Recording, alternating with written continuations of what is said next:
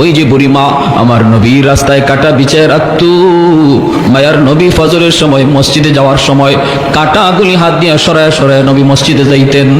নবী রাতের অন্ধকারে কাটা রাস্তার মধ্যে পুঁতে পুঁতে রাখত।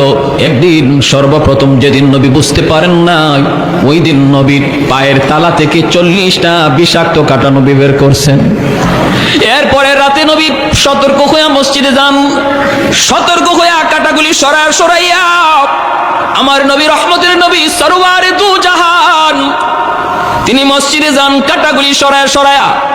একদিন আমার নবী দেখেন রাস্তায় কাটা নাই। নবী জিজ্ঞেস করেন আজকে রাস্তায় কাটা নাই কেন? মানুষজনকে হুজুর আপনার প্রতি যেই মহিলা কাটা বিছাইতো সে অসুস্থ, বিছানায় পড়া, এজন্য আজকে রাস্তায় কাটা নাই। রহমতের নবী কয় আমারে তোমরা নিয়ে যাও, আমি আমার বুড়ি মারে অসুস্থ মারে দেখতে যাব। যেই মহিলা আমার নবীর পায়ে থেকে রক্ত ছড়াইলো ওই মহিলা অসুস্থ হয়েছে, নবী তারা দেখতে বাড়িতে যাইতেছেন। জোরে কন্যা সুবহানাল্লাহ। আমরা হইলে বলতাম তাড়াতাড়ি মরে না কেন? আমরা হইলে বলতাম আজরাইল আসে না কেন? আবু জাহেল গর্তের মধ্যে পড়ে গেছে, মায়ার নবীকে মারার জন্য গর্ত বানাইছে আবু জাহেল। এই গর্তে আবু জাহেল লোক পাঠাইছে, কয় যা যায় আমার ভাতিজা মুহাম্মদ রে বল তোমার চাচা আবু জাহেল অসুস্থ, বিছানায় পড়া। জানি আমার ভাতিজা অসুস্থতার খবর পাইলে পরে বন্ধু চিনে না দুশ্মন চিনে না, দুশ্মন যদি অসুস্থ হয় এবং ভাতিজা দেখতে যায়, তোমরা যা একটু বলো আমি অসুস্থ, ভাতিজা আমারে দেখতে আসবে। জীবনের শেষ চেষ্টাটা করে দেখি ভাতিজার কোনো ক্ষতি করা যায় কিনা। জীবনে বহু চেষ্টা করছি, ভাতিজার ক্ষতি করতে পারি নাই। মরবার আগে দেখি ভাতিজার কোনো ক্ষতি করা যায় কিনা। দরজার সামনে আবু জাহেল একটা গর্ত বানাইছে, বিশাল গর্ত। এই গর্তটা চাটাই দিয়ে ঘিরে রাখছে। আল্লাহর নবী তারে দেখতে আসবেন, আমার নবী তিনি জানবেন না, আর পা দেওয়া মাত্রই নবী গর্তে চলে যাবেন। উপর থেকে আবু জাহেল লোকগুলি নিয়ে নবীকে মাটি দিয়ে ফেলবে। নাউজুবিল্লাহ, জোরে কর। এত বড় চক্রান্ত, নবীকে জিন্দা কবর দিয়া দিতে চায় আবু জাহেল। আল্লাহ নবীর কাছে আবু জাহেলের লোকগুলি গেছে, যায় বলতেছে মুহাম্মদ তোমার চাচা আবু জাহেল খুব অসুস্থ। সারা জীবন দুশ্মনী করছে না নবীর সাথে, যেই মাত্র অসুস্থ বলছে আল্লাহ নবী বলতেছেন তাই নাকি? আমার চাচা অসুস্থ, আমাকে নিয়ে চলো। কি ভাই, এত বড় দুশ্মন অসুস্থ, আল্লাহ নবী বলে আমাকে নিয়ে চলো, আমার চাচারে দেখতে যাব। যে নবী আবু জাহেলের কাছে প্রায় 4000 বার দিনের দাওয়াত দিয়েছেন, এরপরও কপালে হেদায়েত নাই। কপালে কি নাই? হেদায়েত নাই। আমার হাতের মুঠে কি আছে মোহাম্মদ যদি বলতে পারো কালেমা পড়ে ফেলবো। আল্লাহ নবী কয় আমি বলবো না, তোমার হাতের ভিতরে যা আছে এটাই বলে দিবে। আবু জাহেল কই এটা আবার কি কও? বলে হয় এটাই কই। তো বলো তো বলো তো বলাও তো কওয়াও তো কেমনি কেওয়াইবা? আল্লাহ নবী বলে বলো। বলা মাত্রই হাতের ভিতরে পাথরের কণা যে আসছিল ওই কণা থেকে কালেমার আওয়াজ বের হয়ে গেছে। আবু জাহেল এইভাবে নিক্ষেপ করেছে পাথরের কণাগুলি, সর আমার হাতের ভিতরে, তাই কেউ মুহাম্মদের নাম কয়।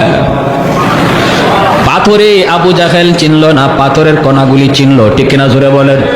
হাতের ভিতরে পাথরের কণা নবীকে চিনল, আবু জাহেল চিনল না। ওই আবু জাহেল যখন গর্ত বানায়া মানুষগুলারে পাঠায় দিল, আল্লাহর নবী বলেন আমাকে নিয়ে চলো, আমি চাচাকে দেখতে যাব। ভাইরা আমার, আল্লাহ নবী রওনা দিয়া দিলেন। এইদিকে নবী তো জানেন না, আমার নবীকে আল্লাহ পাক জিব্রাইল পাঠাইয়া জানায়া দিলেন। আল্লাহ পাক বলেন জিব্রাইল আমার বন্ধু তো জানে না আবু জাহেল যে অসুস্থ নয়, অসুস্থ মানুষের ভান ধরে বিছানায় পড়ছে, গর্ত বানায় রাখছে দরজার সামনে, এই খবর তো আমার বন্ধু জানে না। ও জিব্রাইল তাড়াতাড়ি যায় আমার বন্ধুকে যায় বলো সামনে যেন আর কদম না দেয়, যদি সামনে কদম দেয় তাহলে কিন্তু গর্তের ভিতরে পড়ে যাবে। আল্লাহর নবী আর কিছুক্ষণ হাঁটলে পরেই তিনি গর্তে পড়ে যাইতেন। এমনি জিব্রাইল আমিন আয়েশা বলতেছে মায়ার নবী গো আর সামনে কদম দিবেন না গো নবী, আপনার চাচা আবু জাহেল অসুস্থ নয়, অসুস্থ মানুষের ভান ধরছে। কারণ হলো দরজার সামনে একটা গর্ত বানাইছে, ওই গর্তের ভিতরে আপনাকে ফালায়া মারতে চায়। আল্লাহ নবীর সাথে সাথে দাঁড়ায় গেলেন, রিটার্ন নবী চলে যাইতেছেন। জিব্রাইল কানে কানে বলে দিছে নবী দেখছে, লোকগুলি দেখে নাই। ওরা বলতেছে ভাতিজা মুহাম্মদ তুমি কি যাবা না? নবী বলেন আমি যাব না, তোমরা যাও। ওরা কয় হায় হায় আসলো দেখলাম, এখন আবার জায়গা, কারণ কি? এই ফাঁকে আমার নবীরে জানাইছেন কে? আরেকটু জোরে বলেন কে? আবু জাহেল নবীরে মারতে চাবে আর আল্লাহ বসে বসে দেখবে? আরেকটু জোরে বলেন দেখবে নাকি?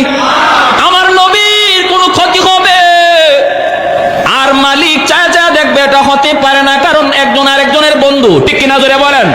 বন্ধু বিপদে পড়লে আরেক বন্ধু জান ধরে দেয়। এজন্য আল্লাহ পাক রব্বুল আলামিন কয়, বন্ধু বডিগার্ড তোমার লাগবে না, সাহাবীর বডিগার্ড লাগবে না, ডানে লোক লাগবে না, বামে লোক লাগবে না, দিনে পাহারাদার লাগবে না, রাতে পাহারাদার লাগবে না। আল্লাহু ইয়াসিমুকা মিনান নাস। ও বন্ধু, আমি আল্লাহ ঘোষণা দিলাম, ডানো আমি আল্লাহ তোমার সামনে, আমি আল্লাহ পিছনেও আমি আল্লাহ তোমার সামনে, ডান দিকেও আমি তোমার সামনে, বাম দিকেও আমি আল্লাহ তোমার সামনে, উপরেও আমি আল্লাহ তোমার সামনে। বন্ধু, আমি নিজেই তোমার পাহারাদার। এজন্য আল্লাহ পাক জানায় দিলেন, জিবরাইল আমিন যেই মাত্র আমার নবীকে খবর দিলেন, নবী আর সামনে যান না, মায়ার নবী রিটার্ন চলে আইতেছেন। লোকগুলা যায় বলতেছেন, নেতা, ও নেতা, আর ঘুমায় থাকা লাগবে না, উঠে যাও, বাতিজা তোমার আসে নাই। আবু জাহেল লাভ দিয়ে বিছানা থেকে উঠছে। কস কি বলে? হ্যাঁ, আসছিল ভালোই, কে কি কইলো কাউরে দেখলামও না, আবার চলে যাইতেছে। আবু জাহেল বিছানা থেকে ওইটা কয়, কই আমার বাতিজা কই? কইয়া দরজা দিয়া লাভ দিছে, দৌড় দিছে। এই দৌড় দিতে যায় ওর নিজের খবরও নাই, নিজে যে গর্ত বানায় রাখছে এই গর্তে নিজে যায় পড়ছে। যেই গর্ত আমার নবীর জন্য বানাইছিল, এই গর্তে কে পড়ছে? আবু জাহেল। কে পড়ছে? আবু জাহেল। যেই মাত্র গর্তের ভিতরে পড়লো, আল্লাহ পাক গর্তকে ডাক দেয়া কয়, এরে গর্ত, তোর পেটে এইবার কে ঢুকছে? কয়, আল্লাহ তোমার দুশমন, তোমার বন্ধুর দুশমন। আল্লাহ কয়, এরে গর্ত, তুই গর্ত আরো বেশি করে গভীর হইয়া যা।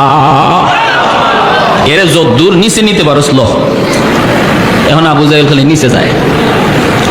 লোকজনরে ডাক দিছে, আমারে তুল, আমারে তুল, আমারে উঠা। আবু জাহেল হাত বাড়াইছে, লাগাল পায় না। আবু জাহেল কই, মুই ফালা মুই, চং চং ফালা কয়, চংও লাগাল পায় না। রশি ফালা, রশি তো লাগাল পায় না। এইবার আবু জাহেল নিচ থেকে কয়, আমি বুঝে ফেলেছি গন্ডগোল কোন জায়গায়। আমি তো এত বড় গর্ত বানাই নাই, আমার বাতিজারে মারার জন্য আমি এত গভীর গর্ত বানাই নাই রে। আমি তো ফরার করে বুঝতেছি আমি কই ঢুকছি। অতএব আমাকে এখান থেকে তোরা কেউ তুলতে পারবে না। আমাকে যদি আজকে উঠাইতে হয়, তুলতে হয়, আমার বাতিজা মোহাম্মদ লাগবে। কেমন চিনাটা চিন্ত, বুঝে না? বুঝে তোরা একটু যা, আমার বাতিজা মোহাম্মদ রে যা বল, আমি গর্তে পড়া গেছি, তোলার জন্য সহযোগিতা লাগবে। লোকগুলা দৌড়ে আমার নবী, রহমতের নবী, মায়ার নবী, খুলুক আযীমের অধিকারী নবী, উত্তম চরিত্রের অধিকারী নবীর দরবারে লোকগুলা হাজির হয়ে বলতেছে, মুহাম্মদ, তোমার চাচা আবু জাহেল। নবী বলতেছে, আমার চাচা আবু জাহেল কি হইছে? কয়, গর্তের ভিতরে পড়ে গেছে, এখন তো তারে আমরা তুলতে পারি না, রশি দিয়েও লাগাল পাই না, চং লাগাও লাগাল পাই না, এখন তো তোলবার কোনো উপায় দেখি না। আমাদেরকে পাঠাইছে তোমাকে নেওয়ার জন্য, তুমি না গেলে বুঝি তারে তোলা সম্ভব হবে না। আল্লাহর নবী ভালো করে জানেন এই গর্তটা বানাইছিল নবীকে মারার জন্য। এটা জানার পরেও আমার মায়ার নবী, খুলুক আযীমের অধিকারী নবী কয়, আমাকে নিয়ে চলো, আমার চাচারে গর্ত থেকে তুলতে আমি নবী সাহায্য করব। আল্লাহু আকবার। এ ভাই, আমরা হইলে বলতাম কি, গর্তে পড়ছে তো ভালো হয়েছে, এখন উপর থেকে মাটি দিয়া কবর দিয়া ফেলো, বলতাম না? ও গর্তে গেছে তো ভালোই হয়েছে, ওর আরো আগেই গর্তে যাওয়ার প্রয়োজন ছিল। কিন্তু মায়ার নবী, দয়ার নবী তখনও কোনো অভিযোগ করেন না। আমার নবী তখনও বলেন না আমি কেন যাব, এই গর্ত তো আমার জন্য বানাইছিল, এমন কোথাও রহমতের নবী বললেন না। এজন্য আল্লাহ কো, বন্ধু, এমন এক আখলাক আমি আল্লাহ তোমারে দিয়েছি, দুশ্মনের জন্য তুমি রহমতের দোয়া করো, দুশ্মনের জন্য তুমি রহমতের দোয়া করো, ওই আখলাকটা আমি আল্লাহ তোমারে দিয়েছি।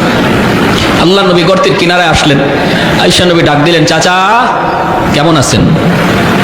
আবু জাহেল গর্তের ভিতর থেকে বলতেছে, বাতিজা আমি কেমন আছি তুমি তো দেখতেছো, তুমি তো নিজেই দেখতেছো, চাচা খবর কি, ঘটনা কি? আবু জাহেল কয়, বাবারে ঘটনা তো তুমি সব জানো, তোমারে তোমার আল্লাহ জানায় দিছে। এ বাতিজা মুহাম্মদ, বিশ্বাস কর বাবা, কসম করে বলি আমি এত গভীর গর্ত তোমার জন্য বানাই নাই। আমি পড়ার পরে, আমি গর্তে পড়ার পরে দেখতেছি যে গভীর, এত গভীর আমি করি নাই। আমার হাতে লাগাল পায় না, চঙে লাগাল পায় না, রশি দিয়া লাগাল পায় না। অতএব বাতিজা আমার বুঝতে বাকি নাই, গন্ডগোল আসমানে লাগছে। আগুন লাগাইয়া দিছি আমি, আসমানে পানি দেয় যদি, জমিনে কোনোদিন আগুন নিবে। বাতিজা মুহাম্মদ, ও মুহাম্মদ একটু তুলো বাবা, তুমি যদি হাত না বাড়াও আমাকে কেউ ওই গভীর গর্ত থেকে তুলতে পারবে না। আল্লাহর নবী তখন বলতেছেন, চাচা গো, 4000-এর বেশি বার আপনার কাছে দাওয়াত লইয়া গেছি, মাথায় পর্যন্ত আঘাত করে রক্ত ঝরাইছেন, এরপর আমি দাওয়াত দেওয়া বন্ধ করি নাই। ও চাচা, জীবনের শেষ সময় গর্তের উপর থেকে তুমি অন্তত বলো, এতটুকু যখন বুঝলা আমি হাত না বাড়াইলে তুমি উঠতে পারবা না, এতটুকু যখন বুঝছো বাকিটা তুমি বুঝো না কেন? আবু জাহেল কয়, বাবারে বাকিটাও বুঝবো, আগে উপরে তুলো। তো বাকিটাও হবে, আগে উপরে তুলো। আল্লাহর নবী কয়, তুমি ওয়াদা করো, ওয়াদা করো। আবু জাহেল গর্তের ভিতর থেকে বলতেছে, আমি ওয়াদা করলাম এইবার আমার রহমতের নবী, মায়ার নবী তার নবুতি হাত মুবারক বাড়ায় দিছেন। আল্লাহ পাক ডাক দেয়া কয়, রে গর্ত, এইবার তোর দিকে আমার মায়ার নবীর নবুতি হাত, রহমতের হাত চলে এসেছে।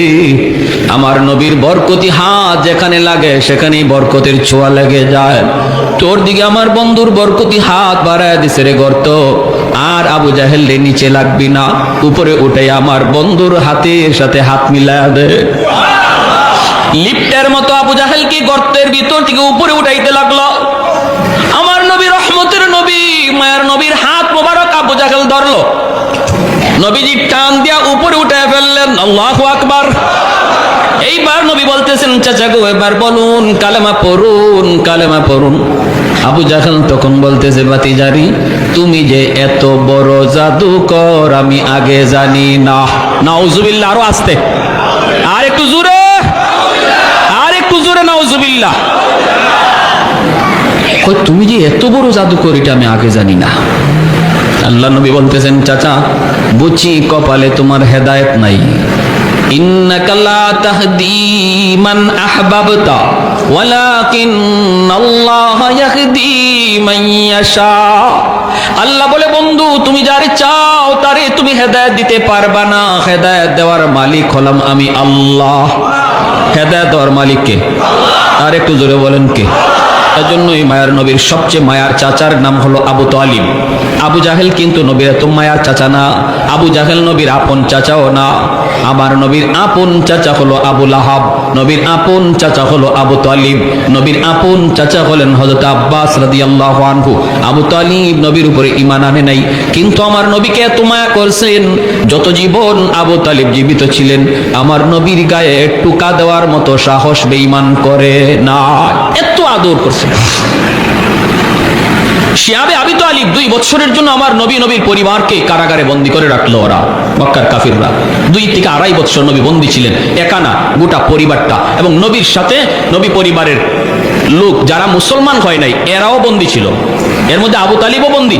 অথচ আবু তালিব কিন্তু মুসলমান হন নাই, কিন্তু নবীর সঙ্গ দেওয়ার কারণে, নবীর পক্ষে থাকার কারণে এরা আল্লাহ নবীর চাচা আবু তালিব সহ কারাগারে বন্দী করে ফেললো, একটা জায়গা অবরোধ করে ফেললো, বাহির থেকে খানা পানি কিছুই দেয় না। 1 বছর নয়, 2 বছর, 2.5 বছর পর্যন্ত চলে গেছে। শিশু বাচ্চারা কান্নায় অস্থির হয়ে যাইতো, মার বুকের দুধটা পর্যন্ত শুকায় গেছে। ওই অবস্থায় আমার নবী, রহমতের নবী বলেন, ওই কারাগারে আমি নবী গাছের পাতাও খাইছি। এত যন্ত্রণা, এত যন্ত্রণা। রাতের অন্ধকারে আমার পায়ের নিচে নরম কি যেন একটা জিনিস পড়ছে, পেটের ক্ষুধায় যন্ত্রণায় সাহাবীরা রে, ওই দিন আমি পায়ের নিচ থেকে উঠাইয়া কি খাইছিলাম পেটের ক্ষুধায় আমি নবী আজও জানি না, আজও আমি জানি না ওই দিন কি খাইছিলাম। সেই আবু তালিব আমার নবী, রহমতের নবী, ওই বন্দি দশায় নবী যেই খাটের মধ্যে ঘুমাইতেন, আবু তালিব আল্লাহ নবীর ঘরের চতুর্দিকে পাহারা দিতেন, পাহারা, দরজার সামনে পাহারা দিতেন। নবী একদিন ঘুম থেকে উঠে গেছেন, ওইটা বলতেছেন, চাচা আপনি ঘুমান না, রাত গভীর হয়ে গেছে, আপনি বুঝি ঘুমান না? আবু তালিব বলতো, বাতিজা মুহাম্মদ, বাতিজা আমার ভয় হয়, আবু জাহেলের লোকগুলা রাতের অন্ধকারে তোমার ঘরে ঢুইকা তোমার কোনো ক্ষতি করে ফেলে কিনারে বাতিজা, এজন্য আমি রাতে ঘুমাইতে পারি না, ঘুম থেকে লাফ দিয়ে উঠে যাই, আমার বাতিজার জানি কি হইতেছে। আল্লাহ নবী এজন্য আবু তালিবের ইন্তেকালের সময় মায়ের নবী চোখের পানি ঝরে ঝরে কাঁদতেছেন, আর কাছে যেয়ে বলতেছেন, চাচা গো, একবার শুধু আমার কানে কানে আপনি কালেমাটা পড়ে নিন, কিয়ামতের ময়দানে আমি নবী আপনারে না লইয়া জান্নাতে যাইমু না। আল্লাহ নবী এত অনুনয় বিনয় করে চোখের পানিটা জড়ায় জড়ায় নবী কাঁদতেছেন আর বলতেছেন। আবু জাহেল, উতবা, সাইবা লোকগুলা পাশে দাঁড়ায় আছে, ওরা দেখতেছে আবু তালিব মনে হয় কালেমা পড়ে ফেলবে। এমনি আবু জাহেল ডাক দেয়া কয়, আবু তালিব তুমি আমাদের নেতা ছিলা, সারা জীবন বাপদাদার ধর্মের উপরই ছিলা, মৌতের সময় যদি মুহাম্মদের ধর্ম লইয়া মরো, মক্কার মানুষ তোমারে কাপুরুষ কইব। কাপুরুষ কি কয় শুনছেন? মক্কার মানুষ তোমারে কাপুরুষ কইব, মৌতের সময় মুহাম্মদের ধর্ম লইয়া মরছে, ভাতিজার ধর্ম লইয়া মরছে। এ আবু তালিব তুমি চিন্তা করে দেখো। এইভাবে যখন বলছে আমার নবী, রহমতের নবী, আবু তালিব বলতেছে, বাতিজা আমি ভালো করে জানি রে বাতিজা, তুমি সত্য, তুমি নবী সত্য, তোমার ধর্ম সত্য, এরপরও পারলাম না আমি, মৃত্যুর পর ওরা আমাকে অপবাদ দিবে। এইভাবে ইমান সারাই তার ইন্তেকাল হলো। নবী চোখের পানিটা জড়ায় জড়ায় কাঁদতেছেন। ওই সময় আমার আল্লাহ আয়াত নাজিল করে কয়, বন্ধু তুমি যারে ভালোবাসো তারে তুমি হেদায়েত দিবা, বিষয়টা এমন না। হেদায়েতের খাজানার মালিক হলাম আমি আল্লাহ। জাহান্নামের সর্বনিম্ন শাস্তিটা দেওয়া হবে নবীর চাচা আবু তালিবকে। এক জোড়া জুতা পরায় দেওয়া হবে জাহান্নামের।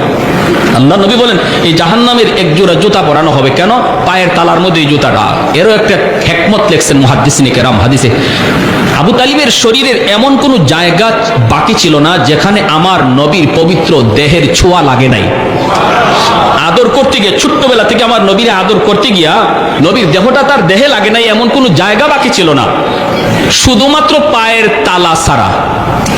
শুধুমাত্র পায়ের তলা, পায়ের তলাটা ছাড়া বাকি সব জায়গায় নবীর দেহের ছোঁয়া লাগছে। এজন্য জাহান্নামের আগুন ধরতে পারে না। পায়ের তালার মধ্যে যেহেতু নবীর ছোঁয়া লাগে নাই, এজন্য আল্লাহ জাহান্নামের দুটা জুতা পরাইয়া দিবে। এতে করেই মাথার মগজ, ভাত যেভাবে টকবক করে, ভাত যেভাবে টকবক করে ওই রকম মাথার মগজ টকবক করবে। নবী বলেন এটাই জাহান্নামের সর্বনিম্ন শাস্তি, যে শাস্তিটা আল্লাহ আমার চাচা আবু তালিবকে দিবে। এটা সর্বনিম্ন। সর্বনিম্ন শাস্তিটা যদি এমন হয় যে জুতার গরমে পায়ের মাথার মগজ টকবক করে, তাহলে এর চেয়ে কষ্টের শাস্তিটা কেমন হইতে পারে? আল্লাহ আল্লাহ তুমি আমাদেরকে জাহান্নামের আযাব থেকে বাঁচাও, আল্লাহ হেফাজত করো। সবাই বলে আমিন। وَإِنَّكَ لَعَلَى خُلُقٍ عَظِيمٍ। এজন্যই আল্লাহ পাক রব্বুল আলামিন বলে, বন্ধু তোমাকে আমি আল্লাহ খুলুকে আযীমের অধিকারী করেছি। বন্ধু এত সুন্দর আখলাক, এত সুন্দর ব্যবহার আমার নবীর ছিল। ভাইরা বন্ধু এত সুন্দর কেন সুন্দর হবে না? কারণ তিনি কুল কায়নাতের মধ্যে শ্রেষ্ঠ। যেই নবীর আগমনের উসিলায় আল্লাহ কায়নাতকে সাজাইছে, যেরকম সুবহানাল্লাহ। আসমান আল্লাহ সাজাইছে নবীর কারণে, জমিন আল্লাহ সাজাইছে নবীর কারণে, আমাকে আপনাকে সাজায় রাখছে আল্লাহ নবীর কারণে, যেরকম না সুবহানাল্লাহ। ভাইরা বন্ধু এজন্য নবী দুনিয়াতে আগমনের বহু আগেই আল্লাহ পাক আসমানি কিতাবগুলার ভিতরে আমার নবীর আগমনের খবর আল্লাহ দিয়া দিছে রে বন্ধু। আল্লাহ পাক রব্বুল আলামিন বলতেছে, মুহাম্মাদুর রাসূলুল্লাহ ওয়াল্লাযীনা মাহু আশিদ্দাউ আলাল কুফফার রুহামাউ বাইনাহুম তারাহুম রুকআন সুজদান ইয়াবতাগুনা ফাদলাম মিনাল্লাহি ওয়া রিদওয়ানা সীমাহুম ফি وجوههم من أثر السجود ذلك مثلهم في التوراة ومثلهم في الإنجيل। তাওরাত কিতাবের ভিতরে আমার নবীর আলোচনা আছে না নাই? ইনজিল কিতাবের মধ্যে আছে না নাই? এজন্য তাওরাত কিতাবের 400 জন পণ্ডিত, তাওরাত কিতাবের 400 জন পণ্ডিত ইয়ামেনের বাদশা তুব্বাই আউয়াল হিমিয়ারি, ওই বাদশার দরবারে তাওরাত কিতাবের 400 আলিম তারা থাকেন। তারা বাদশাকে জানাইছে, বাদশা আমরা তো এখন তাওরাত কিতাব মানতেছি, আখিরি জমানায় একজন নবী আগমন করবে, ওই নবীর কাছে আল্লাহ পাঠাইবে কোরআন, আর নবীর আগমনের জন্ম হবে মক্কার জমিন, নবী হিজরত করে যাবেন মদিনাতুল মুনাওয়ারায়। তাওরাত কিতাবের ভিতরে আমরা সব পেয়েছি। এইবার ইয়ামেনের বাদশা তুব্বাই আউয়াল হিমিয়ারি কয়, আমার মন চায় মক্কা দেখব, মদিনা দেখব, তোমরা আমাকে একটু মক্কা দেখাইবানি। এই বইলা 400 জন আলেমকে সাথে লইয়া ইয়ামেনের বাদশা তুব্বাই আউয়াল হিমিয়ারি আমার নবীর জন্মের 1000 বছর আগে, আল্লাহু আকবার জোরে বলেন, ইতিহাস প্রসিদ্ধ এক ইতিহাসের কিতাব আল বেদায়া ওয়ান নিহায়া এই কিতাবের ভিতরে এই ঘটনা এনেছেন। নবীর সম্মানের কথা কি বলবো, আমার নবীর জন্মের আগের শানের কথাটা শুধু শুনেন, মনোযোগ দিয়া শুনেন।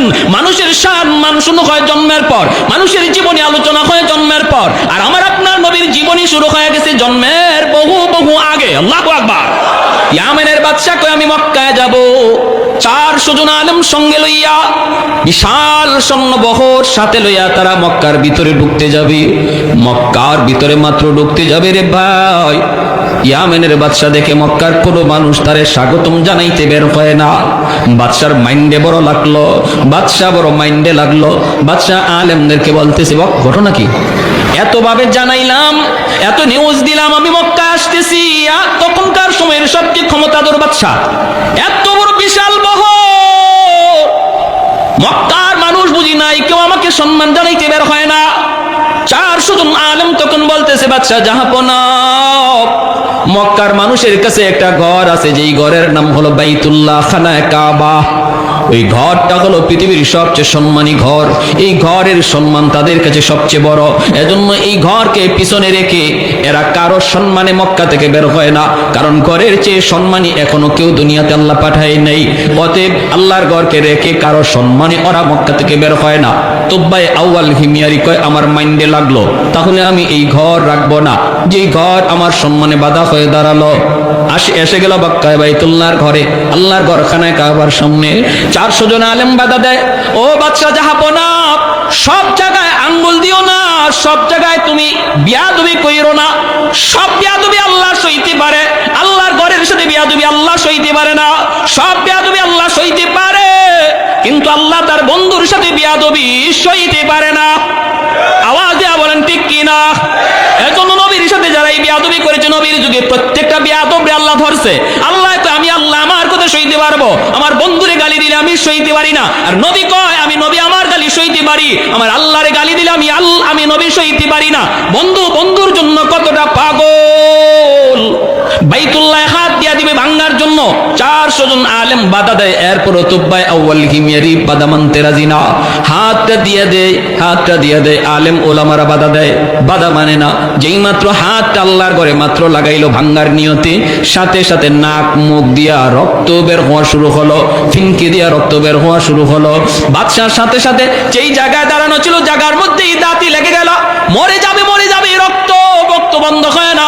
এইবার আলেমরা বলতেছি বাদশা বারবার বলেছিলাম বিয়াদবি সব জায়গায় আল্লাহ সহ্য করে না, কেন তুমি এমনটা করতে গেলা? বাদশা তখন কয় আমি মাপ চাই গো, আমাকে মাফ করো, আমি বুঝি নাই। কয় আল্লাহর ঘর ধরে আবার তুমি মাপ চাও? যেই মাত্র আল্লাহর ঘর ধরে আবার মাপ চাইছে, মালিক আমি ভুল করে ফেলেছি, আল্লাহর সাথে সাথে তওবা কবুল করে তারে সুস্থ বানায় দিছে। বলুন তো সুস্থতার চাবিকাঠি কার হাতে? আরো জোরে বলেন না, কার হাতে? হ্যাঁ, এই ইয়াকিন আছে তো? হ্যাঁ, সাবধান, এটা মনে রাখবেন না ওই জায়গার পানি গায়ে লাগাইলে সুস্থ হয়ে যাবেন, অমুকে ফু দিলে পরে আপনি সুস্থ হয়ে যাবেন, এই ধরনের ইয়াকিন রাখা যাবে না। সুস্থতার মালিক কে? আল্লাহ।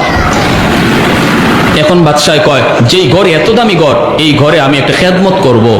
তারা কয় কি খেদমত? কয় আমি আল্লাহর ঘরের গিলাফ লাগাইয়া দিব। আমার নবীর জন্মের 1000 বছর আগে আল্লাহর ঘর খানায় কাবার গিলাফ লাগাইলো যে ব্যক্তি, সে হলো ইয়ামেনের বাদশাহ তুব্বাই আউয়াল হিমিয়ারি। কে উল্লেখ করেছেন? প্রসিদ্ধ ইতিহাসবিদ আল বেদায়া ওয়ান নেহায়া কিতাবের ভিতরে এই আল্লাহর ঘরে গিলাফ লাগানো হলো। আজও আল্লাহর ঘরে গিলাফ আছে, পরিবর্তন হয়, বদলানো হয়, কিন্তু সিস্টেম ও তখন থেকে শুরু হয়েছে। এরপরে উলামায়ে কেরাম বলতেছে আর একটু সফর করবেন? আর একটু সফর করব, আমি মক্কার আশপাশ দেখবো। ঘুরতেছে একটা রাস্তার কিনারা, একটা রাস্তা দিয়ে তারা হাঁটতেছে। এইবার রাস্তাটা যাওয়া মাত্রই দেখা যায় 400 জন আলেম একজন আরেকজনকে লক্ষ্য করে বলতেছে, দোস্ত রাস্তার কন্ডিশন দেখে মনে হয় এই রাস্তাটা বুঝি আমরা ভালো করে চিনি, রাস্তার বিবরণ তাওরাত কিতাবের মধ্যে এসেছি। কোন রাস্তা? কয় নবীজি যেই রাত্রে মক্কা থেকে মদিনায় হিজরত করবেন যেই রাস্তা দিয়া, এই রাস্তাটা কেমন হবে, কন্ডিশন কেমন হবে, ওই রাস্তার বিবরণ আল্লাহ তাওরাত কিতাবে উল্লেখ করেছেন। শুধু আমার নবীর কথা তাওরাতে না, নবী যে রাস্তা দিয়া হিজরত করে মদিনায় যাবেন ওই রাস্তাটা কেমন হবে, এই কথাগুলিও আল্লাহ তাওরাত কিতাবে উল্লেখ করেছে। 400 জন আলেম একজন আরেকজন কয় দোস্ত একটু দেখ, তাকায় দেখ কিতাবের সাথে মিলে কিনা। কয় 100% মিলে গেছে। গেছে। এই সেই রাস্তা, হিজরতের রাস্তা। তাহলে আর থামা যাবে না, চলতে থাকো, মদিনা পর্যন্ত আমরা যাব। তখন তো মদিনায় কোনো ঘর নাই, বাড়ি নাই, মদিনায় কোনো ঘর নাই, বাড়ি নাই, কিন্তু তারা বলতেছে আমরা মদিনা পর্যন্ত যাব। কারণ মদিনা কোন জায়গাটা হবে, ওই জায়গার আবহাওয়া কেমন হবে, এই জায়গার এলাকাটা কেমন হবে, আল্লাহ তাওরাত কিতাবে উল্লেখ করেছেন।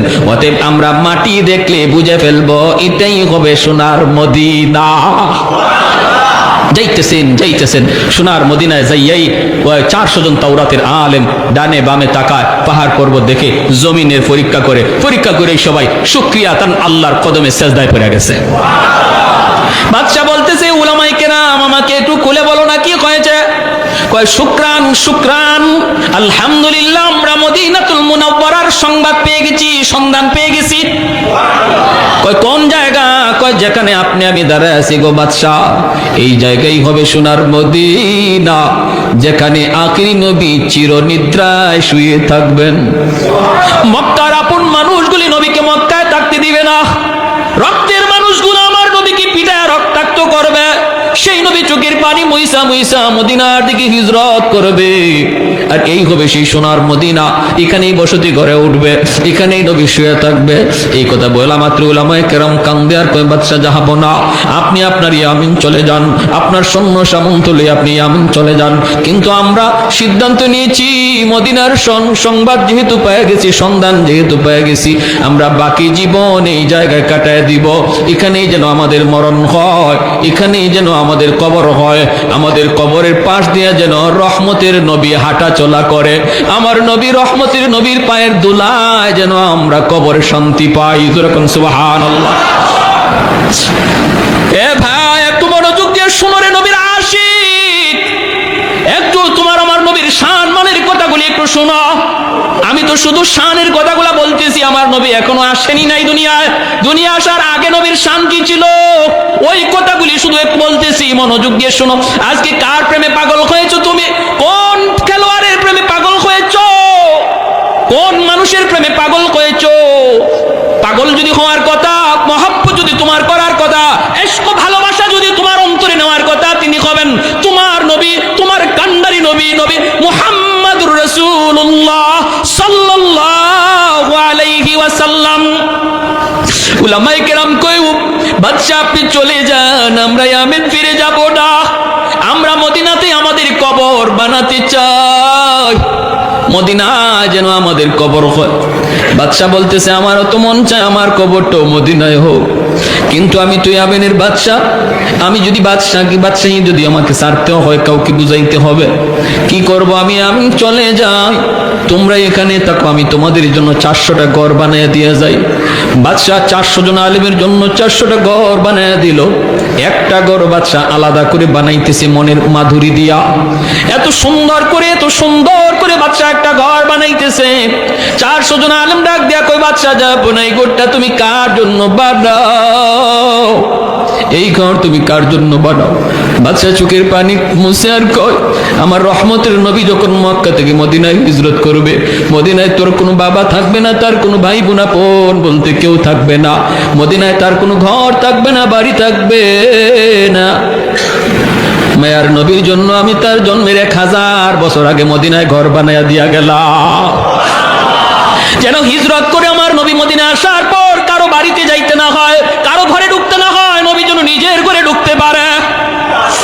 এই ঘরটা মনের মাধুরী দিয়া বাদশা বানায় দেয়, আর ঘরটা তালা দিয়া চাবিটা আমির সাহেবের হাতে বুঝায় দেয়। বাদশা কান্দে কয় আমির সাহেব চাবিটা হাতে নেন, আপনার মৃত্যুর আগে আপনি আপনার চাবিটা আপনার ছেলেরে বুঝায় যাবেন, ছেলেরে বলবেন সে যেন তার ছেলের হাতে বুঝায় দেওয়া যায়, তারে বলবেন সে যেন বুঝায় যায়। এইভাবে এই চাবির প্রকৃত মালিক হলেন রহমতের নবী, মায়ার নবী। আর আমার একটা চিঠি, আমি চিঠিটাও দিয়া গেলাম, চিঠিটাও আমানত হিসেবে রাখবা, আমার নবীর হাতে যেন চিঠিটা যায় পৌঁছে। আমি সব চিঠি আর চাবি হাতে রাখলো। এ ভাই, আমার নবী 1000 বছর পরে নবী দুনিয়ায় আসলেন, নবী আস্তে আস্তে বড় হলেন, এরপরে নবী দাওয়াত দিলেন মক্কার মানুষগুলিকে তারা কিছু মানলো কিছু মানলো না। নবীকে মক্কায় থাকতে দিল না, বের করে দিল। আমার নবী রাতের অন্ধকারে মক্কা ছেড়ে বের হয়ে চলে আসতেছেন। মক্কার কাছাকাছি আইসা নবী মক্কার দিকে তাকায় চোখের পানি ঝরায় নবী কান্দে আর কয়, এরে মক্কা, আমি তোমার কুলে ছোট থেকে বড় হয়েছি, আমি তোমার মাটিতে কত দৌড়াদৌড়ি করেছি, কত খেলাধুলা করেছি। আজকে আমার আপন মানুষগুলা আমাকে আমার জন্মভূমিতে থাকতে দিল না। আমার মায়ার মানুষগুলা, আমার রক্তের মানুষগুলা, আমার মায়া